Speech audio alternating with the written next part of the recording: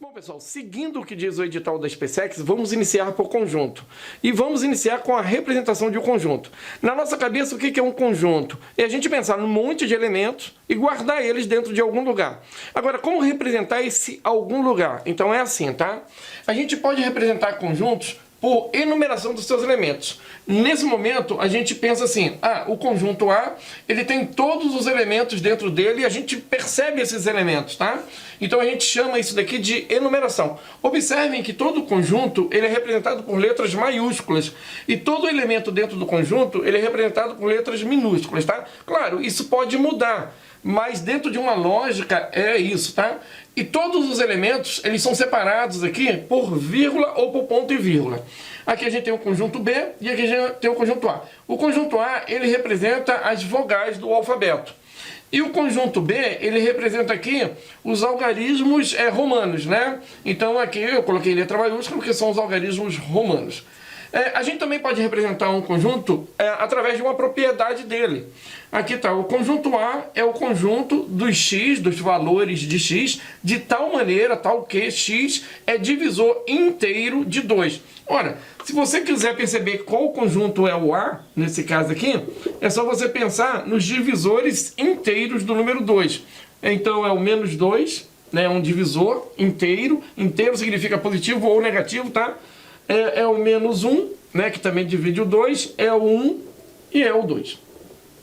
Então o conjunto A, ele possui, nesse caso por enumeração, que é a ideia anterior, 4 elementos. E aqui a gente tem uma propriedade que indica qual é esse conjunto. Uma outra maneira de representar conjuntos é utilizando o diagrama de Euler-Venn. O diagrama todo mundo conhece, né? A gente faz aí uma circunferência, né? E aí dá o nome para aquele conjunto. Dentro daquele conjunto a gente coloca os elementos, ou seja, no interior daquela linha, né?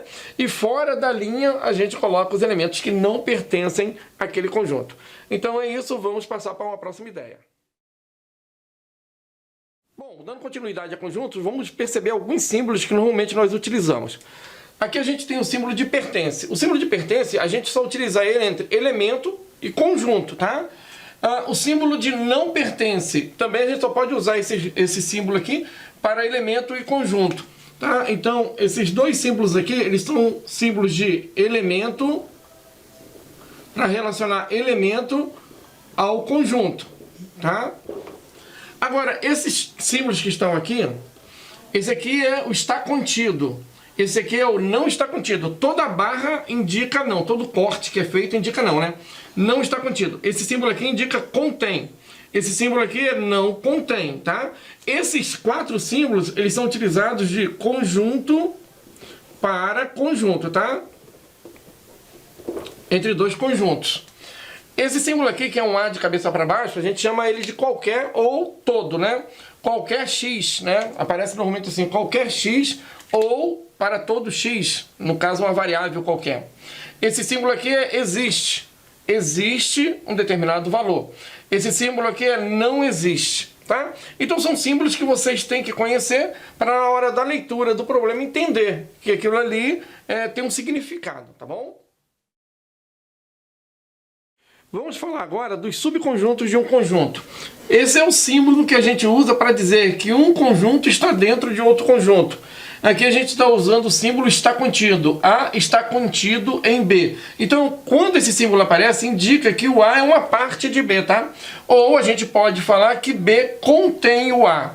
Ou a gente ainda pode dizer que o A ele está dentro do B. Ele pode até ser igual ao B, tá? Mas dentro de uma lógica a gente representa subconjuntos normalmente dessa maneira.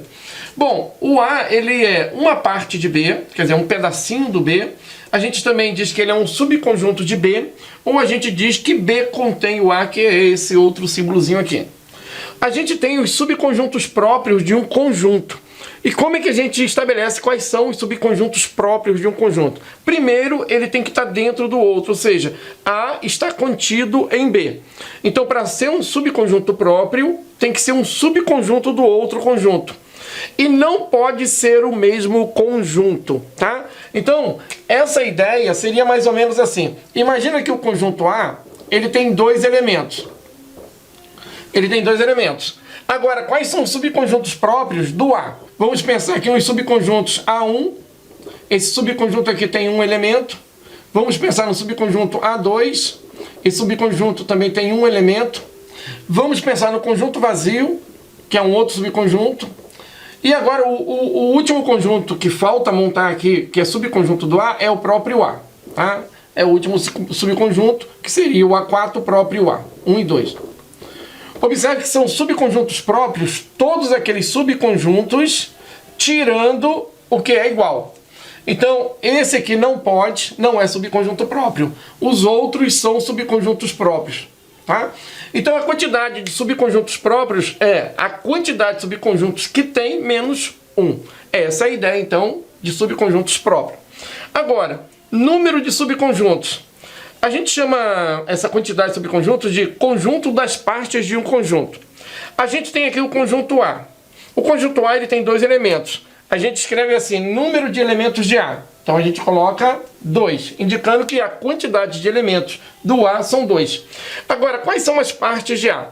As partes de A são os subconjuntos de A. Os subconjuntos de A são os conjuntos de um elemento, tá? Que no caso aqui tem apenas o 1 e o 2. O conjunto com dois elementos, o 1 e o 2. E o conjunto vazio. Então, esses 4 elementos aí, né? Vou tirar aqui. Esses 4 elementos, eles são, então, partes do conjunto A, ou subconjuntos do conjunto A. O número de elementos das partes de A, nesse caso aqui, são 1, 2, 3, 4. A gente conta 4. Agora, se a gente quiser saber para qualquer conjunto como descobrir a quantidade de subconjuntos dele, basta pegar o número 2 e elevar o número de elementos que tem o A. Ou seja, é uma potência de 2 a quantidade de subconjuntos de qualquer conjunto, tá, pessoal? Vamos tratar agora das operações de conjuntos. Vamos começar pela união. Então, quando a gente faz a união de dois conjuntos, nós vamos pegar todos os elementos de um dos conjuntos, no caso aqui do A, e todos os elementos do outro conjunto. Então, vamos pegar todos os elementos de um ou do outro. No caso aqui, ó, vamos pegar todos os elementos do A ou do B. E aqui, no caso, B, ele é um subconjunto do A, vamos pegar o A como o conjunto união, tá? Então, aqui a gente tem A união com B, aqui a gente também tem A união com B, e aqui a gente tem A união com B, e nesse caso é o próprio A. Quando isso aqui acontece, indica que o B é um subconjunto do A, tá? Agora, como é que a gente representa isso de forma geral? Então, é qualquer valor de x, qualquer elemento, de tal maneira que esse elemento ele pertence ao conjunto A, tá? Ou, a gente representa o ou também dessa maneira aqui, tá? O ou ele pode ser representado assim, né? Com esse símbolo. Ou x pertence ao conjunto B. Então, a união é pegar qualquer elemento de A ou pegar qualquer elemento de B, ou seja, juntar tudo no mesmo conjunto, tá bom? Uma outra operação entre conjuntos é a interseção, tá? Na interseção, a gente vai pegar os elementos que são comuns, aqueles elementos que estão nos dois conjuntos. Então, nesse caso aqui, a interseção de A e B é o que está aqui, tá? A gente representa esse espaço aqui por A interseção B. Quando os conjuntos não têm elementos comuns, então a gente diz que a interseção entre eles é vazia. Quando isso acontece, a gente diz também que aqueles conjuntos são conjuntos disjuntos, tá? Conjuntos disjuntos. Eles não têm elementos entre eles, tá? E nesse caso aqui, a interseção, quando a gente faz A interseção B, a gente descobre o conjunto menor que é B.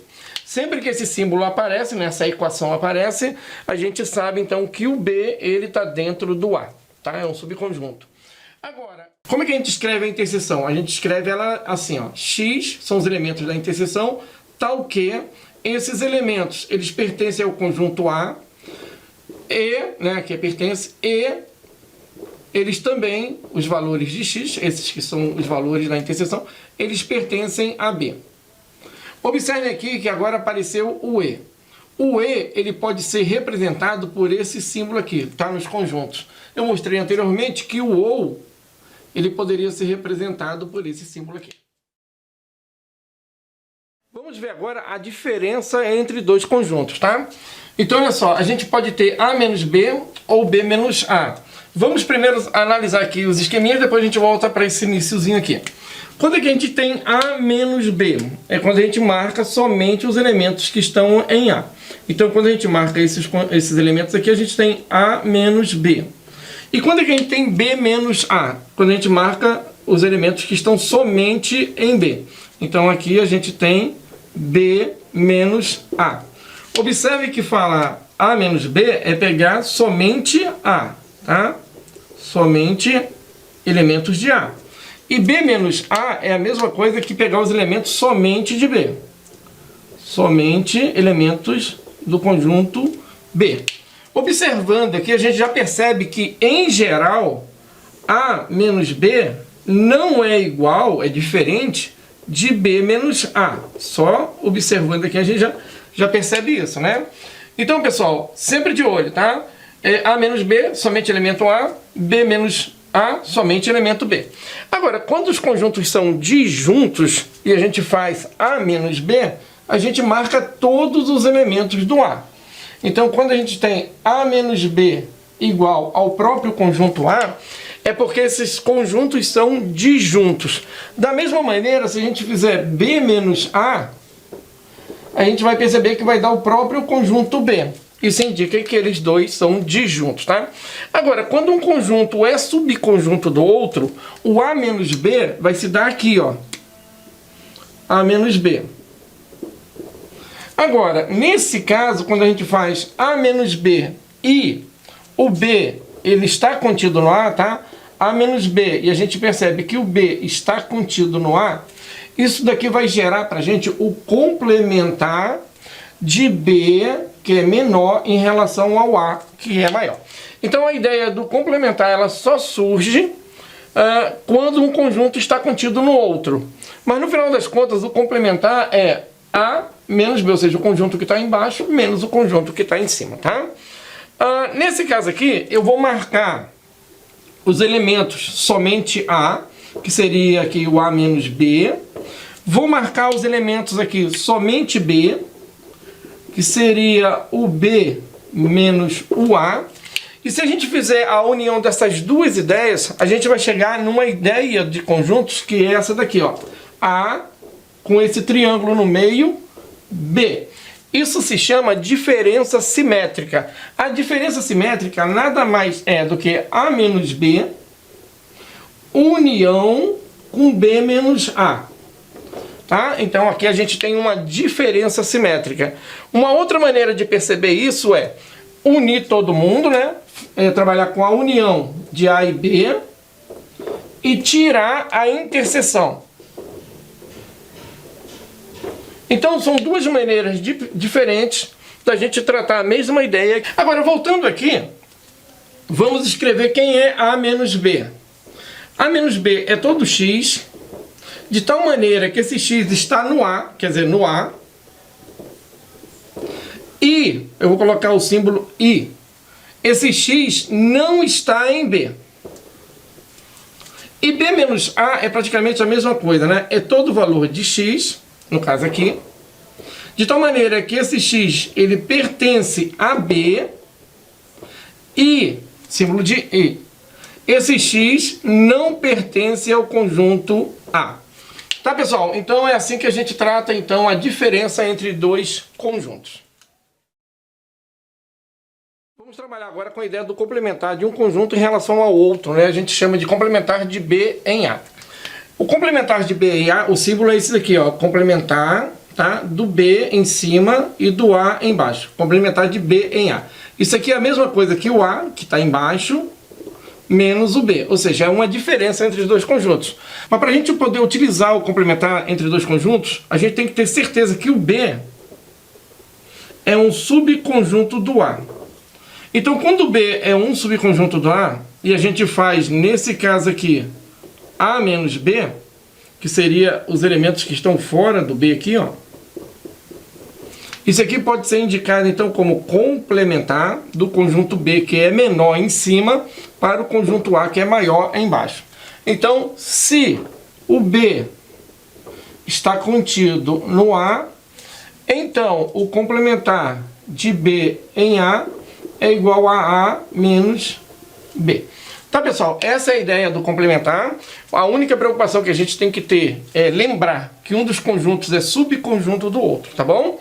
E a partir daí trabalhar com diferença entre conjuntos, e diferença entre conjuntos é uma coisa simples, tá? É todo elemento que pertence a um conjunto e não pertence àquele outro conjunto, tá bom? Agora vamos tratar de três conjuntos bem simples, tá?